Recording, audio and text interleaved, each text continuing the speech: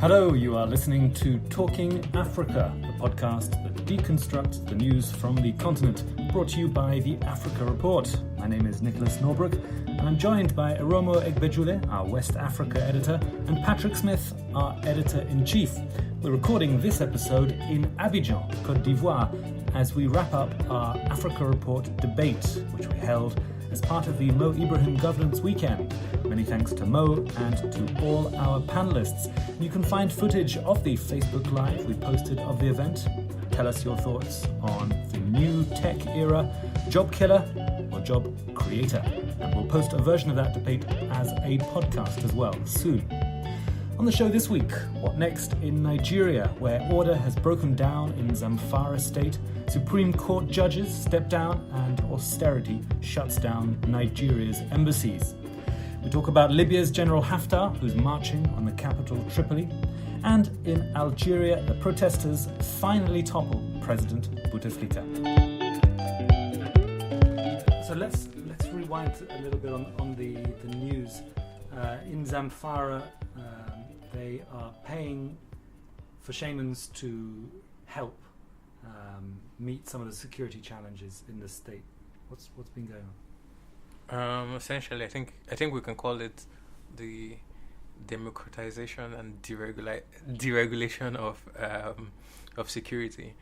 The state is obviously challenged, underfunded and understaffed security agencies, and they're stretched because you have security situation with Boko Haram in the northeast. You have other situations generally across the country, and so there's not enough to deal with the threat in Zamfara, which is criminals coming across the border, running kidnapping and cattle rustling syndicates.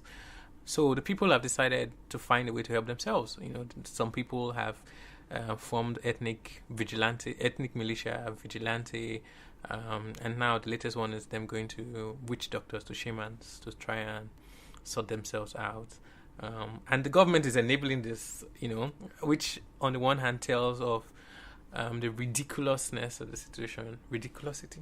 situation, and then on the other hand tells of the helplessness, because the same governor has complained before that he was helpless. He doesn't control the police, even though Zamfara funds some of these operations, that brings the police and the army. He doesn't control them. The police and the army can decide to follow orders directly because they're federal units. But now he's subsidizing and officially recruiting as much as 1,700 chamas, and then there's already a state vigilante force. These people are just generally trying to help themselves. The governor himself is helpless. These are shamans. How? Just explain a little bit how would they help the security situation? Okay, so the people are going to them to get charms, to protect themselves, cook themselves, so to speak, so that in the event of you going along the roads and then there is a kidnapping operation in process and they shoot at you, the bullets are supposed to bounce off you. Yes. Have you ever tried a charm? No, and I hope I'm not in that situation because I go to Zamfara once in a while. So but then you see how people are just generally trying to survive, in order to not having 24 hours electricity, not having stable roads, and Nigeria being a poverty capital, you then have to fend for your lives. It's almost like you are a unit of government yourself. You produce your own water, power, your own security, and fend for yourself. What's the point of paying taxes? Well, there was a political theorist who did say that the whole point of a state was to provide that basic security and power and especially security. Security does seem to be synonymous with what a state is meant to do. It's meant to have the monopoly on violence. Yeah, precisely, right. The state is supposed to control the levers of violence as punishment, for breaking the law. But you have a situation where the state is preoccupied with resource control and being a rentier state, right? So as long as the control of resources are in the government, what Paul Collier calls the survival of the fattest, right? so those in power are going to continuously keep the money from resources, from oil, right, in their food, and not exactly care so much about the rest of the citizenry until it is time for elections. Yeah. Yeah. And meanwhile, Nigeria is, because the money is so tight right now, they're closing down a lot of their diplomatic representation. Yeah, I think I saw in the news today about 800 of 110 embassies and high commissions are closing down, and that the one in Russia does not have a flushing toilet, probably because they've not paid for the water rates. It's unbelievable because you have some of the other embassies throwing fancy parties. You have Nigeria spending on all sorts of ridiculousness. We have about $9 billion or so that we're owing this oil firm from Yar'Adua's time. We have a lot of there's a whole lot of wrong prioritizing. So I don't know. It's already hard. The Nigerian visa is one of the hardest to get in the world. So now you're not even going to have embassies. I have no idea what's going to happen. But it shows that we're broke. Patrick, have you ever had the monopoly on violence? No, not on a national scale. Maybe or in my backyard when I was 8. Yes. My uncle actually did have Republican sympathies. I have to be on the level about that. Yeah, but I think it's what you're saying is really interesting in the context of these grand new plans that the government are rolling out. I mean, they've I think the Minister of International Trade, Anelama, has announced a big investment spending program of between $15 to $20 billion over the next 5 to 10 years. The Finance Minister has just announced a borrowing program to finance the budget of around $5.3 billion. There's a lot of money coming in the system. It just seems to be going in the wrong direction, or maybe it's not actually reaching the system. And one of the things that we will be seeing over the next 4 years is the management of monies being done slightly differently at the national level. We had a Senate president in Bukola Saraki who, for all his faults, did at least, keep Buhari on his toes, was relatively active, and maybe prevented grand larceny. Who knows? The new Senate president is likely to be a Buhari ally and pliant. What does that mean? What this means is that this is going to be a return to the times under Obasanjo. Obasanjo had some of the, if the Senate president they act according to plan, apart from Chuba Okadibo, was probably the most independent, and who was coincidentally Buhari's first deputy in 2003 or 2007 when he was running. Yeah. So we're going to have a situation where we return to the Obasanjo times, where if you can't have a pliable Senate president, you find another one. And what that means is a lot of bills are going to be stuck. The senators are going to keep earning their fat allowances. And you look at the petroleum industry bill, for example, and look at the state of NNPC. Nigeria keeps losing a lot of money, first from bloated subsidy invoices, and then from something the NNPC calls under recovery. So, meaning the NNPC can literally cook books and write numbers and say, okay, this is the amount we sold, and money is missing, and then they attribute the rest to under recovery. The PIG bill was supposed to have tied up some of these loopholes in the petroleum industry, but now we're not going to have it. Discretionary powers still remain at the behest of the petroleum minister. Who is the petroleum minister? The president. So, without a Senate that is as good as Saraki's Senate, or even better, and the House of Representatives is almost dead. It's an appendage. It's doing nothing. It has been like that all through, right?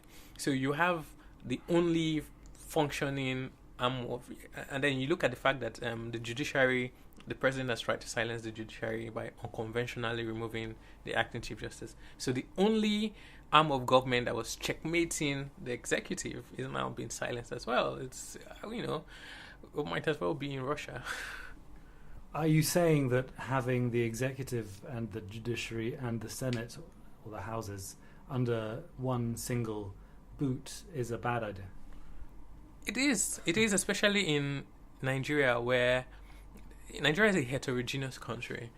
So there's always going to be so many different interests. And then if you have all of these arms of government converging to serve the interest of one person, and that isn't necessarily the interest of the people, that is the problem. If it were that they were all collaborating, all arms of government were collaborating, for better life for the people, for implementation of policies, that would be a different situation. But that is obviously not the case here. I guess one could argue that in Algeria, the executive and the judiciary and the army, they were all pointing towards, maybe not holding up a single man. I don't think people think that Bouteflika was particularly avaricious, but certainly a system in which those very close to Bouteflika, like his brother, or the sort of subset of generals and politicians known as le pouvoir, certainly they concentrated power in a huge way. We're recording this on Friday, where there were yet again huge demonstrations in Algiers. What are we to make of the latest turns, especially given that there are those who see General Haftar's moves in Libya as all part of an overarching Russian plot to keep their hand in North Africa? Well, I think first things first, what you said about le décideur, le pouvoir in Algeria, I think is absolutely on the point.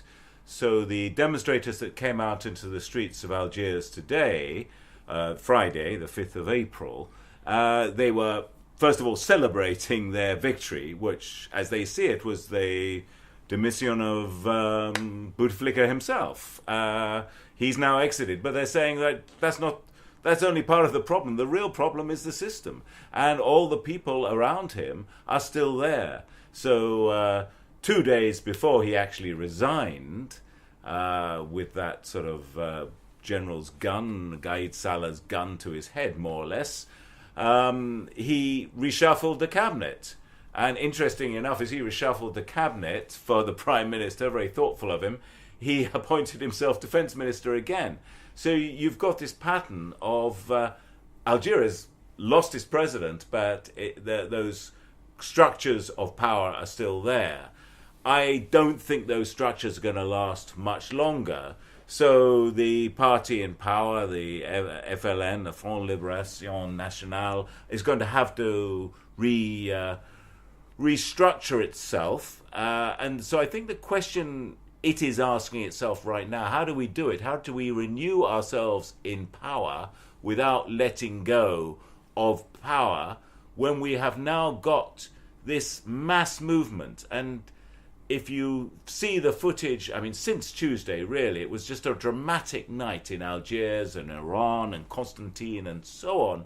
These people on the streets, they have elderly people who go back to the liberation struggle against French colonialism. So they've never seen anything like it since then. Since they kicked the French out, they have not seen this degree of popular mobilization. It's much stronger than it was in 1988, when they agitated and won the right to have multi-party politics, and there was this sort of ouverture under Chadli Benjedid, and so on. So it's changed. It's something really new, and I think the FLN are now having to calculate just how far this is going to go and what they need to appease the crowds. And so far what they've done, just by moving Bouteflika out of it, is just not enough. We'll come back to the Libya thing in a second, but it just strikes me. I think I was reading in a small, perfectly formed, blue-sheeted newsletter some 5 to 10 years ago, that in fact the system around Mugabe, the Joint Operational Committee, I believe it was called, who had Terence Shiri from the Air Force, who had Chiwenga from the army, who had the head of police, that in fact these were the power structures that were the important ones. And lo and behold, you get rid of President Robert Mugabe, and actually nothing has changed. Not that Mugabe was purely a figurehead, just in the same way that Bouteflika was not a figurehead, but there are deep power structures with their roots a lot in the security services that really hold all these things together. Is that,